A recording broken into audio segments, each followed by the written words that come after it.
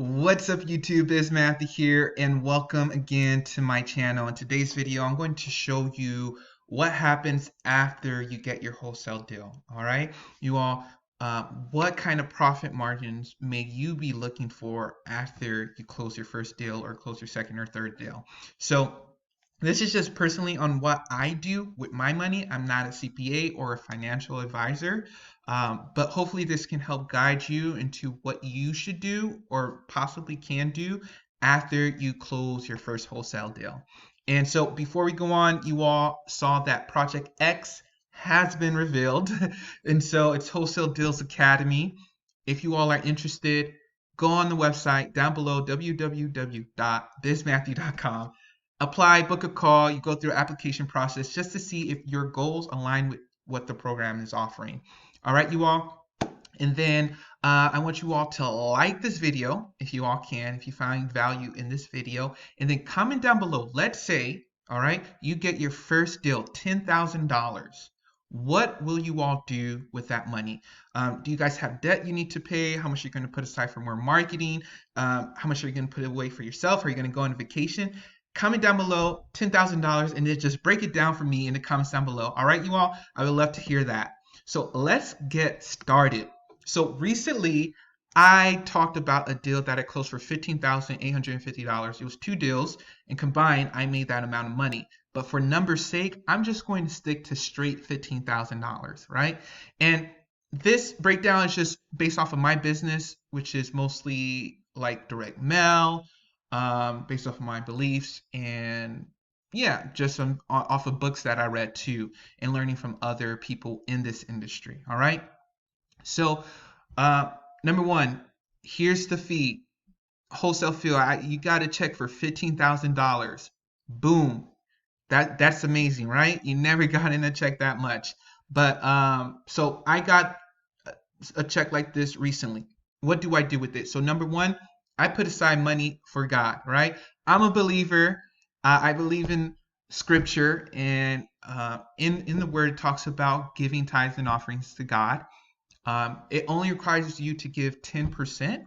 But for me, it does mention tithe and offerings. So for me personally, I give 15%, and that's just what I do. You know, if you want to do something, or if you want to give to an organization or to your church or to someone who's struggling, that you can do what you need to do for that. But giving back is always something, and this is just giving back a portion of the 15 grand that God has given me. So it's a blessing for sure. And so once it hits the bank, I just take away 15% and I donate that.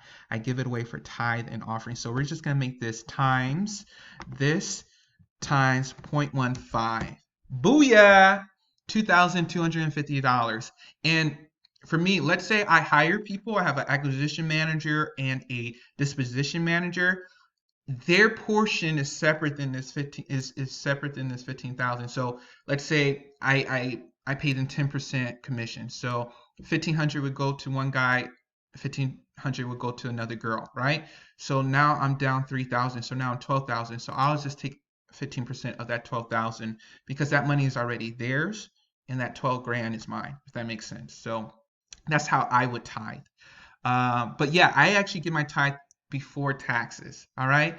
So with taxes, you can take away 30%, but I know I'm not in that tax bracket. I don't know 30% or 33%. I think it's like I'm not sure, but I know I'm not in that tax bracket. And and another thing is, my tax rate is based off of after my tithe and offering. It's after my expenses too. So for me personally, I always have money left over if I put 30% away. So I just put away 20% off of that deal. So you can do things differently if you want to, but usually this is a good fit for me. So I take away 20%. So let's take this and we multiply it by 0.2. Boom. All right, so now just for this particular deal, I gave my parents 5% of this deal just as a thank you note. They have helped me tremendously in my life. I mean, my mom birthed me, so I just gave them 5% of this money. if they need any help with any other things, of course, I would help them out. So, boom.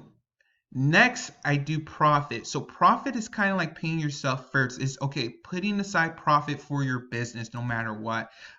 Profit First by Mike McCallowich is a really good book. It really helped me uh, organize my money and what I should do with my money. All right, you all. So I recommend that book to you all. So I put away 10% for profit. I have a separate high yield savings account for my wholesaling business. All right, you all. So I put that separately in a separate bank account so I can just forget about it. Right? I have money in there. So what I do, I just take away 10% of that.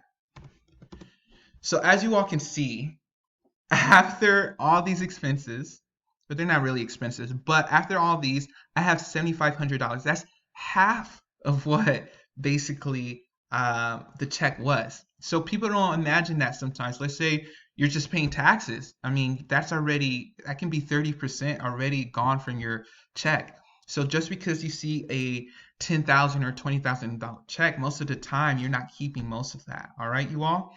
So that's the money I set aside for my business, or like different things that I do with my money.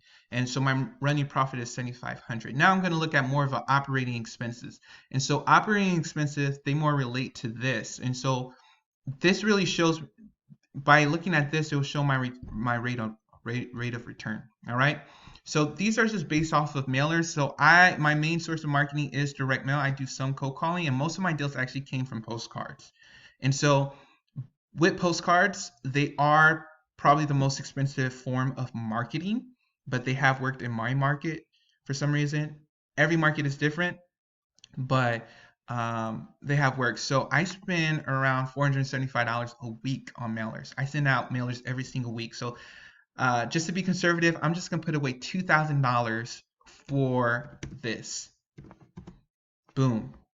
Now, yeah, that is more. That's more on the expensive side.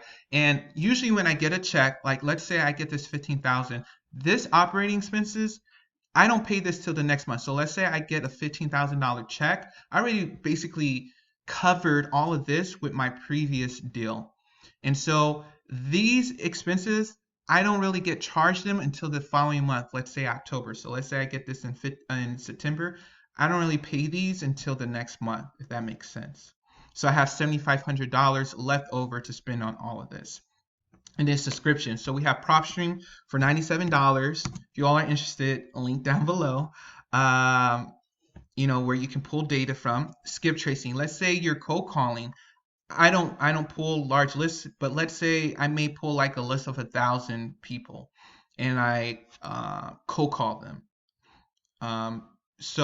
And I don't even reach that. I don't even cold call 1,000 people or like skip trace. So let's be more realistic. So let's say I pull a list of about 500, right? 500. Let's say 20 cents for skip tracing. That's $100. Let's just put $100 for skip tracing. I have CallRail that runs me, I think, $35 a month.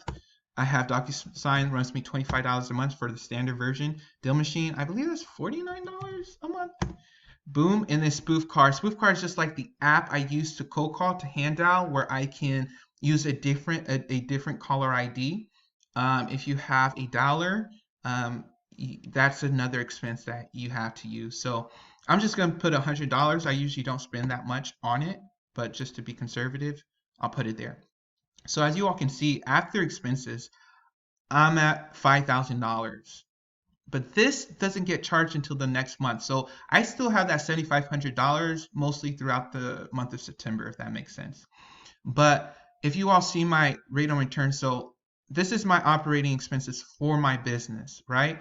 And then it makes me around $10,000 to $15,000 a month. So that's a good return, if you all can see that. So these are my expenses, these are my fees. And then, yeah, taxes are something to put into consideration. And let's say you're not doing direct mail. Let's say you're just cold calling.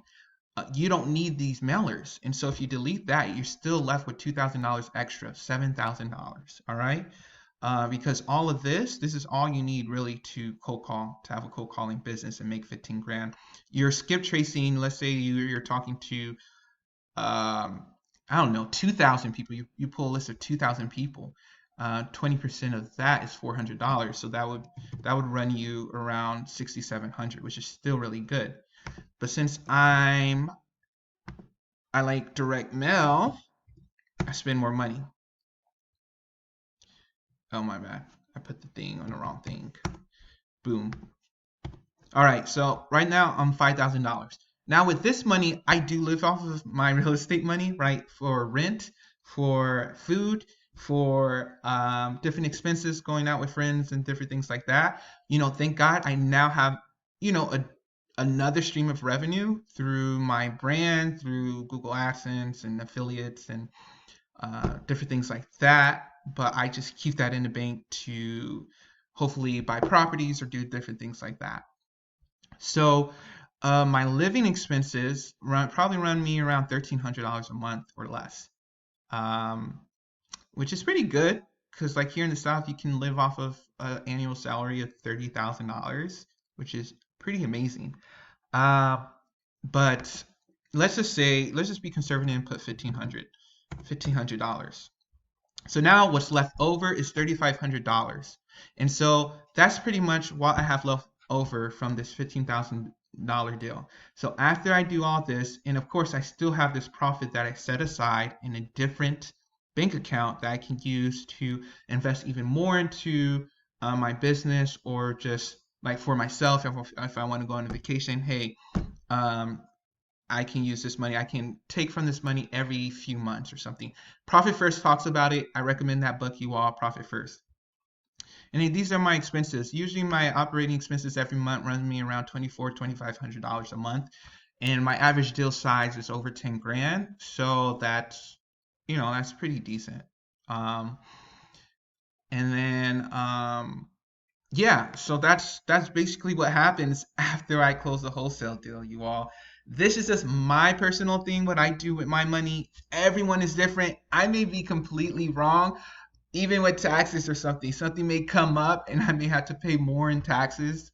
But usually I don't ever pay like 30%. Like I see people take 30% out of their check.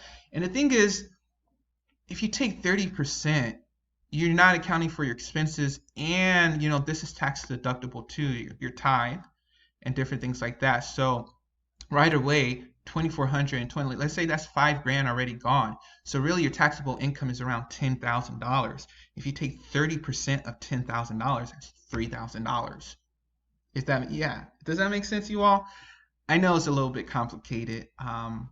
But yeah, so that's what I have left over actually for the month of November. So let's say I don't close the deal in October. I'll still have this amount of money from this $15,000 check to spend on marketing. So boom, yeah. Hope you all enjoyed this video. Once again, like this video, comment down below, do all that jazz, and I'll talk to you all on the next one. Peace.